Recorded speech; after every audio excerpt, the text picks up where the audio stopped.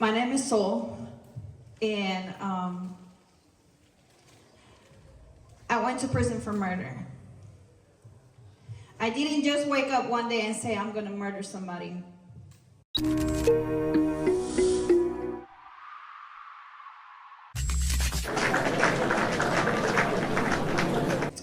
All right, good afternoon, everybody. Welcome to Alcatraz Island. We will be getting started for the Formerly Incarcerated Speaker Series.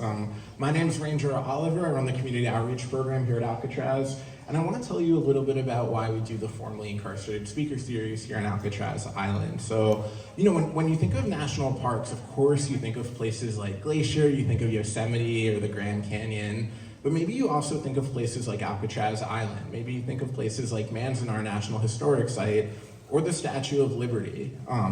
The National Park Service is an institution that is dedicated to preserving American natural and cultural identity, and that means telling all American stories. And here at Alcatraz Island, we tell the story of mass incarceration in the United States.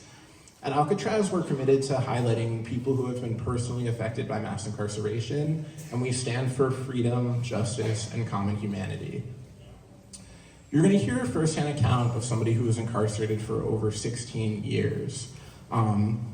After she tells her personal story, we want you to ask questions. We want you to be curious. We want you to raise your hand. We want you to engage with the speakers. But we also want you to be respectful and to remember that it takes a lot to get up here and tell your story in front of the community too. So thank you in advance, for asking questions and really kind of, for leaning into those themes of freedom, justice, and common humanity. Right now, I'm going to introduce Troy Williams. Troy is a founder and executive director of Restorative Media, which is an organization that seeks to decolonize narratives and highlight the voices of people who have been affected by incarceration. Troy is going to introduce our speaker, and Troy is also the co-host of the Formerly Incarcerated Speaker Series. So, Mr. Williams, take it away. Thank you. The first thing I want to do is welcome you and thank you for your interest.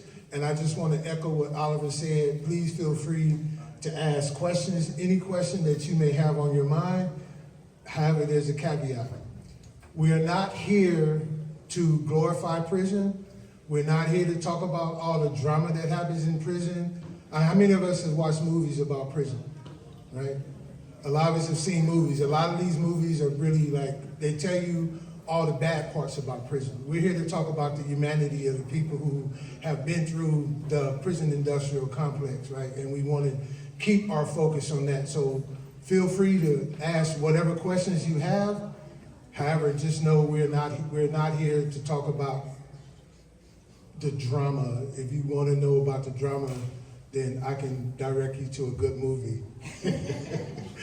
But these are real life stories. These are stories of people who have been through the carceral system. They're doing great work out in the community. So goes actually back inside the prison that she paroled from to do work inside. And on that note, we have Lauren in the crowd. We got a few of our, Lauren, wave your hand. Everybody know who you are. Lauren, exactly. Lauren does a lot of work inside the community as well to help people prepare to come home and offer them some resources other than a cage, right?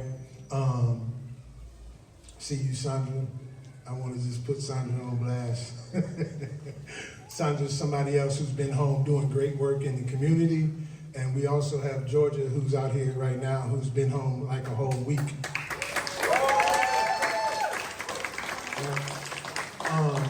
And we also, just before I turn it over to Sol, I also want to once again thank the National Park Service for their support.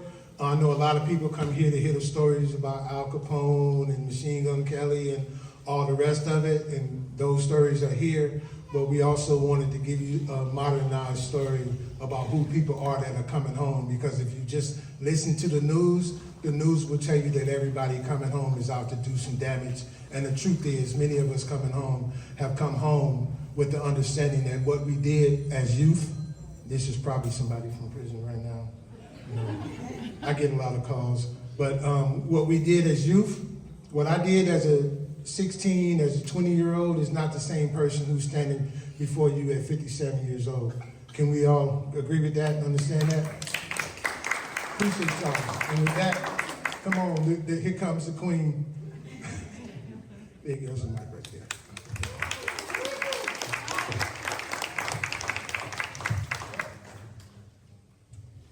Well, hello, everybody. I'm pretty sure you guys are all wet and cold and, so just take this time to kind of relax a little bit and listen to what I gotta say. My name is Sol, and I went to prison for murder. I didn't just wake up one day and say, I'm gonna murder somebody. There was a lot that went behind the scenes, a lot of trauma, a lot of, childhood and generational trauma that was passed on to me that led me to making the unhealthy decision of taking somebody's life. So I'm gonna start a little bit, I'm gonna go back before I decided to join a gang and do all this crazy stuff that I did. So my parents, I'm from Puerto Rico, so my parents, I was born there, grew up there, and my parents separated at the age of 3.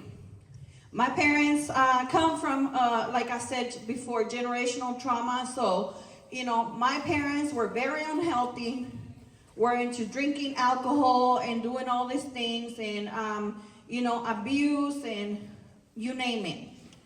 So they separated, and then I started getting the end of it. So one thing I want to ask, when you are in a marriage and you divorce and all that stuff, it's not the kid's fault. It should never be the kid's fault of why you separated from that person. You should never take it out on the kids, because it could end up like where I ended up. So my parents separated at the age of 3, and first of all, I'm gonna talk about sensitive stuff. So I know it probably might be triggering, and but this is me today. And today I have a voice, and I'm gonna use it today. So that's why I'm gonna share what I'm gonna share, in hopes that I can help other people have a voice too. That your voice matters, and you should speak up. So at the age of 5, my grandma, my mom's mother, started getting sick. She had diabetes, and they amputated her leg, so my mom was going back and forth to the hospital, so she was leaving me at my uncle's house. And my uncle had a stepson. His stepson started molesting me at the age of 5. He molested me every day for a period of 5 years. I couldn't speak up, I couldn't say anything, I couldn't, because he will always threaten to kill me, and he will always threaten to do the same thing to my little sister. So I stayed quiet. When I said something, I got beat up and said I was lying. So that taught me right there that I couldn't speak up. That taught me right there that there was no help, and that I needed to fend for myself. So remember those things, right? So at the age of 11, I came to California. My mom took me and my sister away against my father's wishes. She was mad at him, and she wanted to take it out on him and all that stuff, because he wanted him to suffer. So she used us as a weapon. So she took us over here. She brought us over here, and that's the last time I saw my dad. I was only 11 years old. That was back in '98. So we moved from San Francisco, and we lived in San Francisco, and then we moved to the East Bay, to Bay Point, and that's where I started hanging out with all these kids in the neighborhood. You know, my mom started using drugs, started drinking. She would leave for weeks at a time, and I was the only one taking care of my little sister. So I had to pretend that everything was okay in school and stuff because CPS, I didn't want CPS to take us away. Because it was only me, my mom, my sister here. So I pretended that everything was okay. And whenever somebody asked, hey, how's your mom? How's she doing? Where's she at? I was like, oh, she's working. There's nothing going on at home. You know, because I learned that not to speak up. So at 12, I joined a gang. And the reason why I joined a gang is because I was running away from home. My mama was kicking me out. You know, those were the kids that I was hanging out with, right? So at the age of 12, I went and hang out at this house, and somebody put drugs in my drink, and I passed out. And I woke up to somebody raping me. I ran home, and I told my mom. My mom didn't believe me. She told me I was out whoring around. So she kicked me out of the house after she beat me. So all the homies that I had, that, you know, the ones that I met and all that stuff, those who were, they were like, come on, come with us. You'll be safe with us. You'll be cool over here. You'll have a place to sleep. So that's where I went. And guess what? You know, I felt the need that, you know, that because they were taking me in and all that stuff, you had to do things to fit in. To fit in, to feel loved, to feel accepted. So I started fighting for them. I started doing all these things. Running away from home, you know, drinking, you know, doing everything, you name it. And that was how I was coping with everything that I was going through. I never spoke up with nobody about what I went through. I just stuffed my feelings in, and I would lash out at other people. So one thing that, you know, that I learned in my journey of recovery was that hurt people, right? And that's what our prisons are filled with. People that hurt people who hurt people.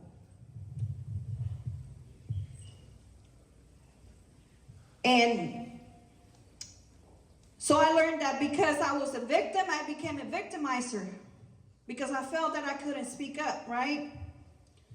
So at the age of 13, I got into a fight with somebody, and that person stabbed me and I almost died. And at the same time, a little bit after that, I was walking with this lady that was my mom's friend, and we both got kidnapped and held hostage in a hotel. The only way that we got away was because we climbed through a back window. That filled my anger more. I felt like I really needed to fight back. That I was on my own, and that I needed to fight back, and that I couldn't ask for help. Because all the times that I did ask for help, nobody helped me. So, moving forward, you know, I kept being in the gang, getting deeper in the gang, doing stupid stuff, fighting, and witnessing things that I wasn't supposed to witness as a kid. And, you know, my mom, you know, my household, if you come home beat up, I'm going to beat you up. So I learned how to fight back. I learned that I couldn't come home beat up because my mom will beat me up too. So I learned that I needed to win fights too. So that's what led me to my crime. My victim, Humberto, he died because I didn't ask for help. I felt that I needed to take care of things, that I needed to take matters into my own hands because I felt that I couldn't speak up and ask for help. And I'm not putting it on him because ultimately I'm the one that made the decision. No matter what a person does to you, you have no right to take their life. You have no right to hurt them. It doesn't matter if that person made you mad or not. So in that moment, my mentality was, I'm going to get you before you get me. Because that's how I grew up, right? That's how I grew up. Everybody that hurt me, you know, then I turned it around and I became that victimizer, and I was like, I'm going to hurt you before you hurt me. And that's how it's going to go. Because at the end of the day, I'm not gonna hurt no more. So the day that I selfishly shot and killed Humberto, I was with 5 other guys. They planned everything. They were the ones having problems with them, and I told them, what, you need me to have your back? Here I am enabling other people. Codependency is real. Codependency is very real. When you're trying to people please, when you're trying to please others and enable others, you lose yourself just so you can try to fit in and look good.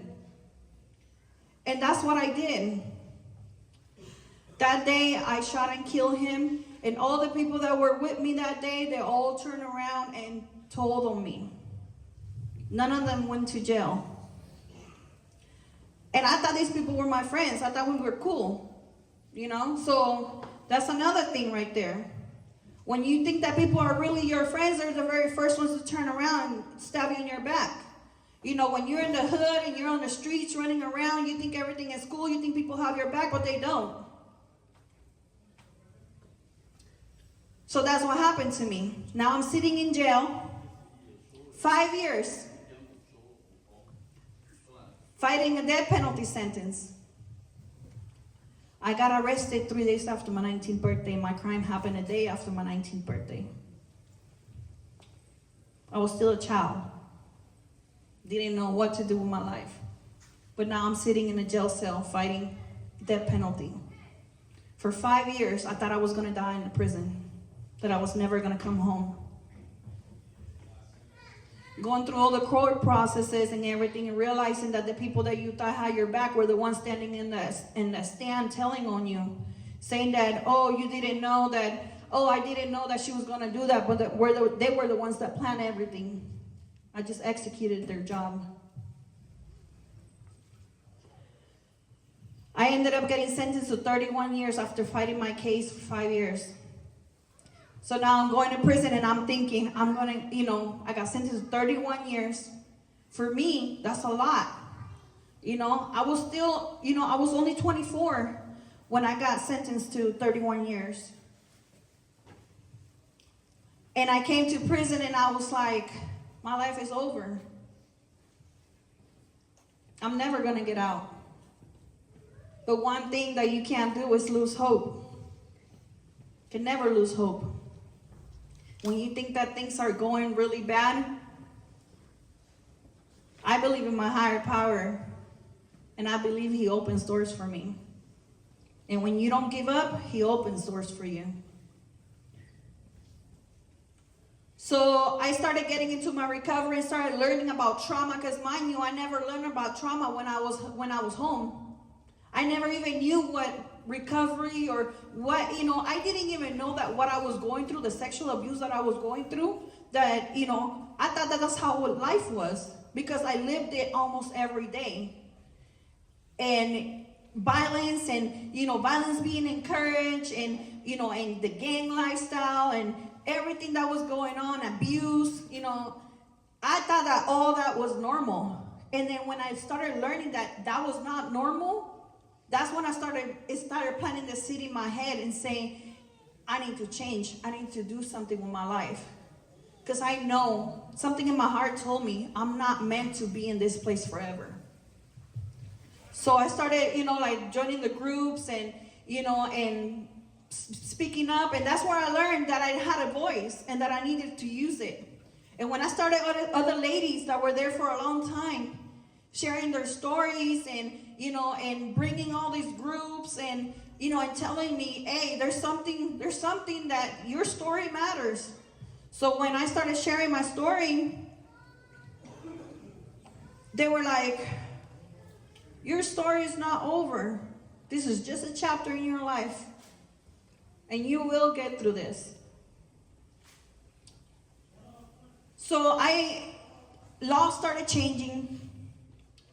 And then that's when I qualified for the Youth Offender Bill, which is SB 261, which they did a test in the brain that says that that people who are 25 or under are not fully mature and they're not capable of making right decisions, right? So I qualified for that bill and I was able to have a parole hearing for early consideration of release. Mind you, I've been doing all these groups, changing my mentality, changing my life. Even though I was inside a prison cell, I was changing my life. And I was like, with the hopes that one day I was going to get out. And for those who don't know what the parole process is, you have to sit in a room with 3 strangers, a DA, and sometimes the victim's family comes, and they don't see the person that you are today. They just see the person that committed the crime. I need some water. Help. Thank you. I'm glad I opened it. I thought it wasn't going to be able to open it either.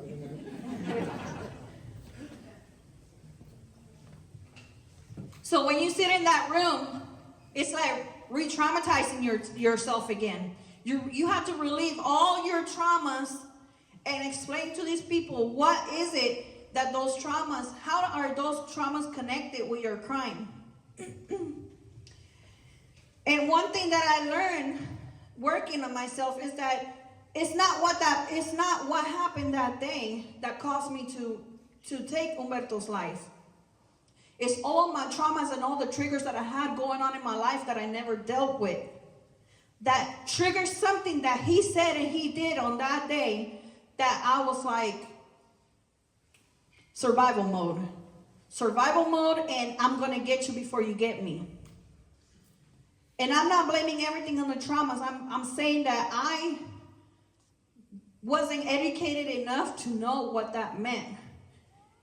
And because of what I learned throughout these years, it's what helped me become a different person and realize that all the things that I did in the past, I could use them for good. So I went to the parole hearing and I got found suitable for parole. I had to wait 180 something days, 150 days for the parole board and the governor to make a decision and see if I was worthy of coming home. COVID hit, and I was so stressed out. I was like, oh my God, what am I gonna do? Like what's going on? But they finally let me out 88 days into that 150-day window period, and that was the best day of my life.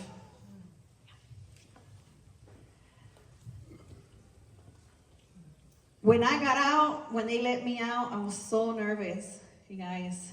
I was like, I told the person that went and picked me up, and I said, let's get the hell out of here. I don't want them taking me back, I was like, I don't want nothing to happen that they're gonna be like, hey, we made a mistake. No, come back. Hell no.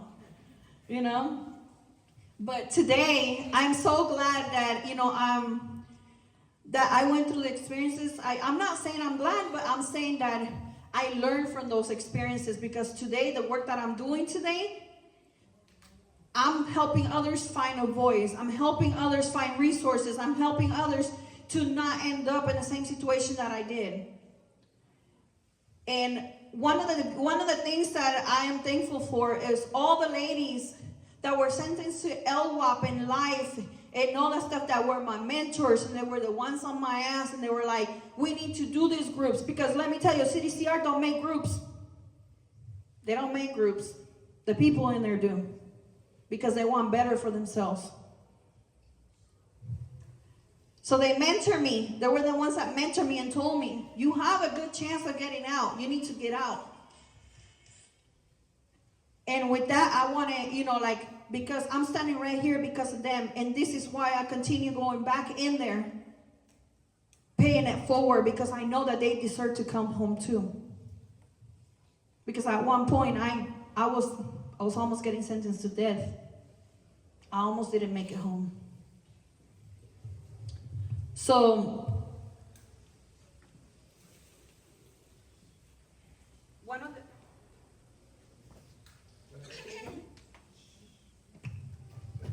There you go. No, one of the biggest things I want to advocate for is rehabilitation and people getting second chances. We all make bad decisions. We all do. We're not perfect. Every single person that is standing right here has done something that they regret. Some get caught, some don't.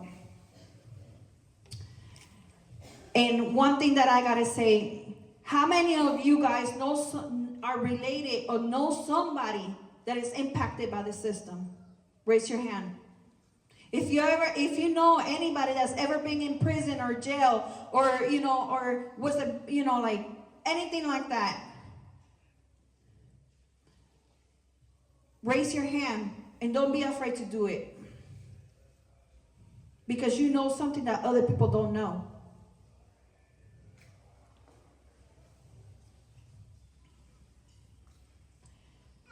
Second chances are very important. We have a lot of people who were sentenced to life and life without parole and sentences like mine, and they're out here doing the work. They're out here making changes. They're out here building a positive community. A lot of the nonprofits that are out here, they're run by people who were sentenced to life or LWOP in prison. They were told that we're never coming home.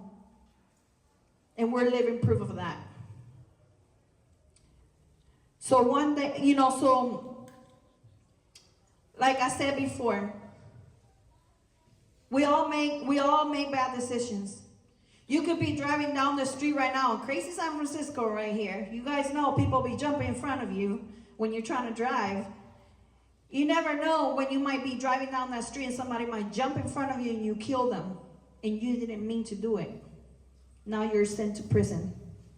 So just know that your life could change in a blink of an eye. Just like how it did to mine. Like I said, I didn't wake up that day saying, I'm going to go kill this person. It just happened in a split second. It was a split decision that I made that changed my life forever. I thought I was going to go and fight. But I ended up making a stupid decision in 1.5 seconds that took somebody's life. Now that person is never going to have a future. That I destroyed that person's whole generation, that whole family, and generations to come. Because of one decision that I made in 1 second. And for those of you that have kids, we're living in a society right now that there's a lot of crazy stuff happening. I see a lot of kids in here, and all I ask is that you think about the things that you're doing before you do them, because you don't know if you're gonna end up in the same position that I did. And some of us get lucky. Some of us don't. There's people that are dying inside of prison, never being able to come home. And those were people too that in a split second they made a decision that they later on regretted. But there was no turning back. So, yeah, that's me. I'm not ashamed of my story. I'm not ashamed of my past, because that's who I am today. And I feel very proud of myself, of the person that I am today, because I know that the person that I am today will never make that decision again. So, I know I was all over the place, but thank you for listening to me.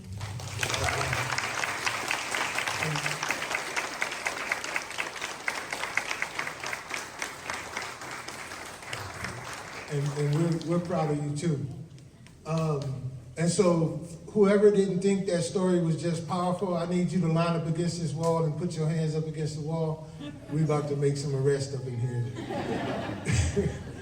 No, but two things that we always love to do, and Soul just did the first part, which is accept accountability for the harms that we have caused to other people, right? And there's another process that we like to talk about. One is that there's personal accountability, and then there's also systemic accountability. Can we imagine what it would be like if sometimes it's hard to see the old gray bearded dude or the older woman standing before you and kind of look back with empathy. But can we think about the next 11, 12, 13-year-old child that may be out there feeling as though that they're forced to make a decision because the community has failed them? Can we relate to that? Right? Wait, can we relate to that? I need some feedback. I'm like y'all phone. I need that haptic feedback, right? Just sit in the chair and do something. Let me know something, right? But now we want to open up for Q&A. And once again, please feel free to ask questions. I'm going to run around with the microphone. I learned a trick from Oprah. You never give people your microphone. So that's right. That's an Oprah trick, right? You don't hand people your microphone. But I will love to have you guys ask any questions that you may have. Anybody brave soul wants to go? Oh, we have a first. All right. Soul, thanks so much for telling your story. Could you tell us a little bit about your nonprofit work and some of the work that you're doing in your community?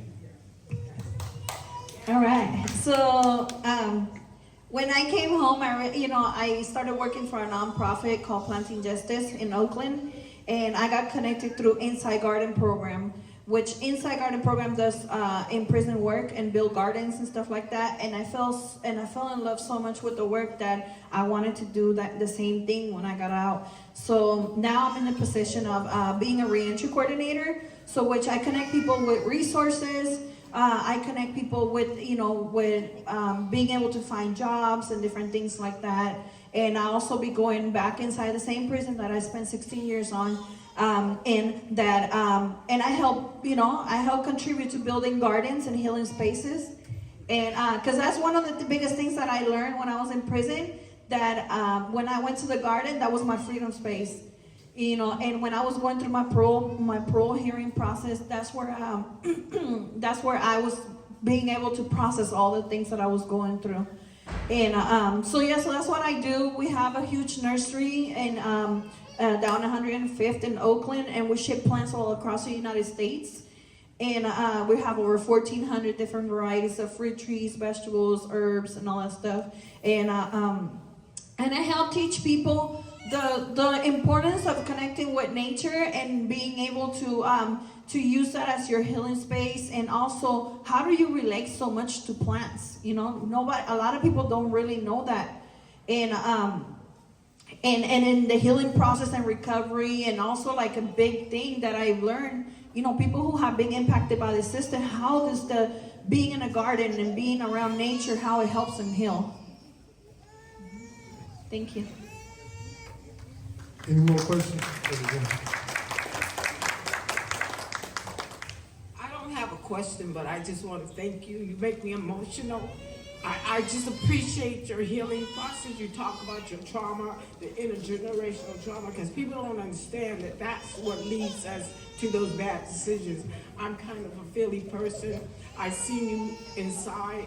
I love what you're doing today, and I just appreciate what you do in the community today. Thank you.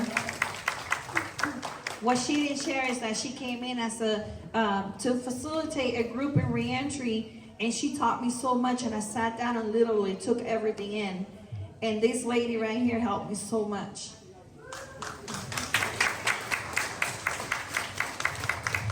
Any other question, comment?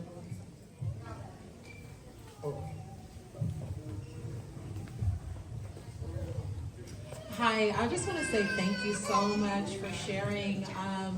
As a recent formerly incarcerated person, the message about hope and the message to the youth is just so important to me. And I too got emotional because when you're young, you just don't always make the right decision. And just to see you stand here before me, it gives me not only hope that, I was inspired to continue through my journey, but to continue now that I'm out. And I just really want to say thank you, because hope is like real, it's tangible, and you're amazing, so thank you.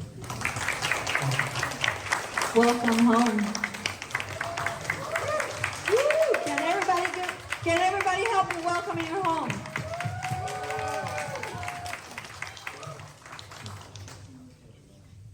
Any more questions? I'm gonna start acting like a high school teacher in a minute.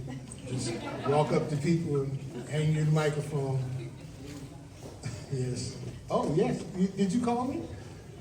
No? No. Don't be scared. They're looking like, no. Okay. Okay, I'll be right back. I saw one over here. Hi, so I'm inspired for you going up there and sharing your experience, but I wanted to ask you, is your program, is it just within here, or is it you can anywhere? Well, I'm stationed in Oakland, so a lot of my resources are here in Oakland, but I be looking in other places because I be going inside the prison. So I encounter a lot of the ladies that and a lot of people that are from other counties. So I try, I try to look my best. I try to do my best to look for different resources for other counties and help other people out. So pretty much, like, I do help anybody that comes, to me with the best that I can. And yeah, it doesn't matter where they're from, and I will try my best to help them out. But most of my resources are from Oakland and Contra Costa County. And just as a testament to soul is wherever there's a need at, soul finds her way there.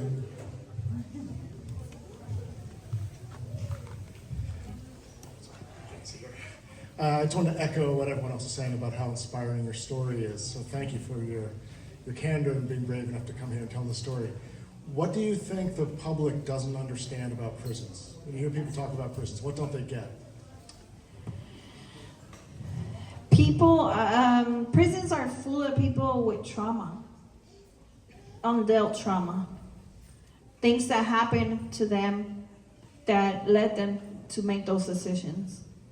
And that's why I'm bringing awareness of that, because we need to help each other out. We need to build community. We need to support each other. When somebody tells you, I need to talk, I need your help, there's something that needs to come out of my chest, please listen to them, because that could be their turning point. Did that answer? And I want to quickly just add something. Like, for a very long time, for like maybe 30 or 40 years in this country, what was happening is that they just were locking people up as though people were never coming back home. And there was no investment into people who were incarcerated. So if I'm going to jail and I sit there and I've gone because I'm filled with trauma, and you set me in a box, and the cage that I spent 2 decades of my life in, this is one wall. Guess where the other wall is at? Right here. Right? And so you put somebody in a cage for 10, 20, however many years, and then you release them, and you expect them to come home healthy? And then we cry out about public safety, but we're not investing in public safety in a way that makes sense. Does this make sense to people?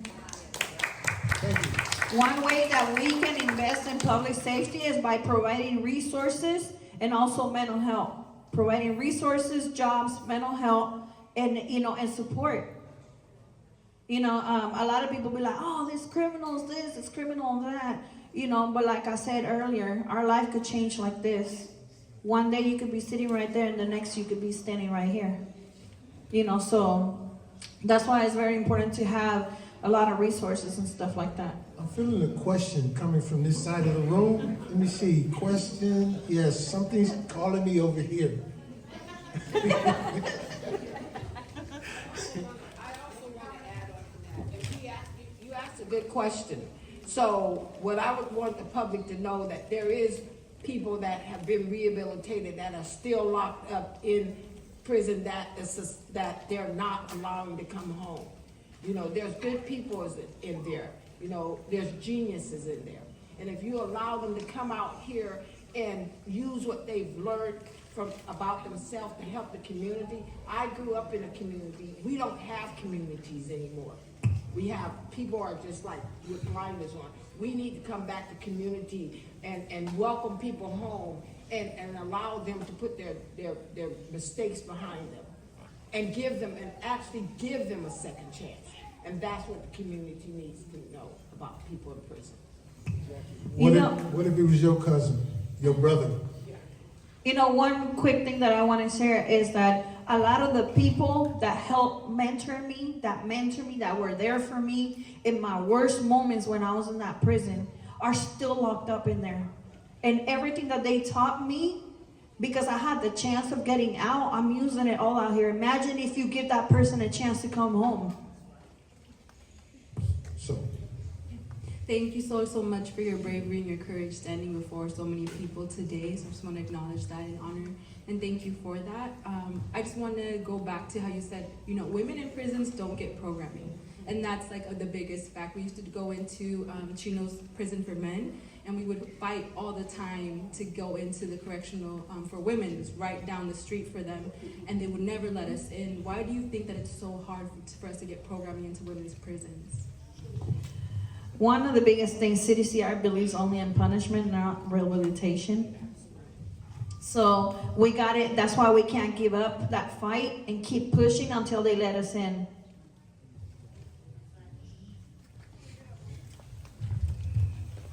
Yeah, kind of the same thing everybody's been asking, and also saying thank you so much for your courage and bravery and sharing your story. It's amazing to hear.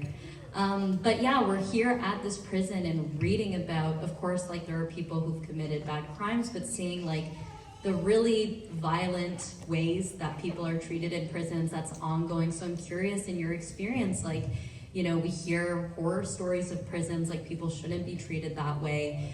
Are you seeing changes? And like, what are advocacy pieces you have on how, like, either we need to entirely change the punishment system in this country or deeply reform the prison system? Is this violence still ongoing in your experience? That was a lot. So one of the things is that I believe they should have more access to rehabilitation, and the CDCR, like going inside the prison is like, it's like a whole nother world. And you know, and what I see is that the staff are the ones that instill that violence, because when I was in there, I would have staff come up to me and tell me, this person is here for this, go beat him up, you know, and they will go in and they will go around and be messy and create problems in there. You know, it's not only the inmates in there, it's the officers too.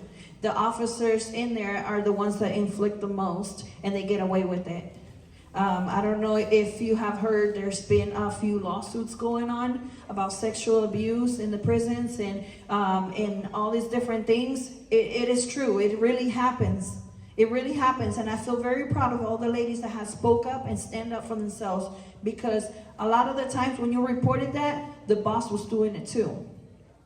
You know, so, you know, like, now that they're trying to implement the California model and all that stuff, you know, there's still a lot of changes that need to be made. There's still, you know, the prisons are still being run like back in 1802. And that needs to change. You know, there needs to be more access to rehabilitation. There needs to be more access to compassion. You know, to compassion and empathy and you know, and being able to allow people to come in and make a difference in these people's life. Because if you don't come in, if they don't let us in and bring hope, people will give up in there.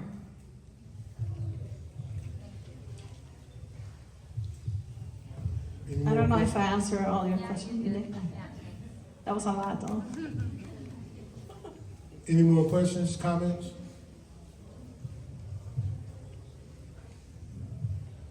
I just want to thank everybody for sitting through all this and listening to, you know, to a lot. I know a lot was hard to listen to, maybe triggering, but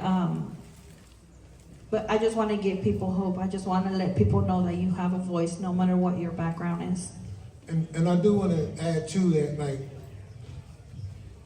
when I first, so for those of you who don't know, I spent 25 years of my life inside of prison as well. And when I first went in, there were maybe an NA or an AA program that could host 25 people on a yard that held 1,000, right? So a lot of the guys filed lawsuits, they wrote 602s, they wrote grievances, we reached out to outside community. What the women are doing now inside of Chowchilla, inside of CCW, reaching out to the community to get support and standing on what they know is right for their future is what needs to happen so that we can continue to have access and for the women, because we acknowledge that the women are facing some stuff that men don't always understand, right? And we get that and our hearts go out to that. I'm choking back tears just thinking about the stuff I know that I personally witnessed about what happened. So thank you for that question. And that's also why I go inside to help them fight, because I'm gonna give you the tool sets that we use to get where we at. And you know, real quick, Troy, a lot of people think that all the prisons here in California are like, you know, that they get all these visitors and fancy celebrities and stuff like San Quentin does. They don't. If you see the women's prison, and it's in the middle of nowhere, in a small town, surrounded by orchards and sprayed pesticide. Exactly. And if you want to know the truth, go to restorativemedia.org. That's a plug. That was a good one, right? Oliver, I think you got something. Hold the mic? Yes. No. Only Oliver holds the microphone. Yeah, if we could just get one more round of applause for Mercado.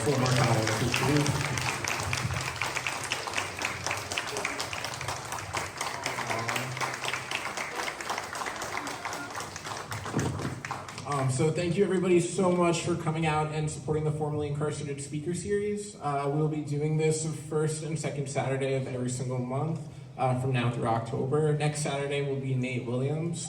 He'll be speaking from 1 to 2 p.m. right here in the Cell House Dining Hall on Saturday, May 11th. So thank you so much for coming out and enjoying your national park. One more round of applause for Mercado.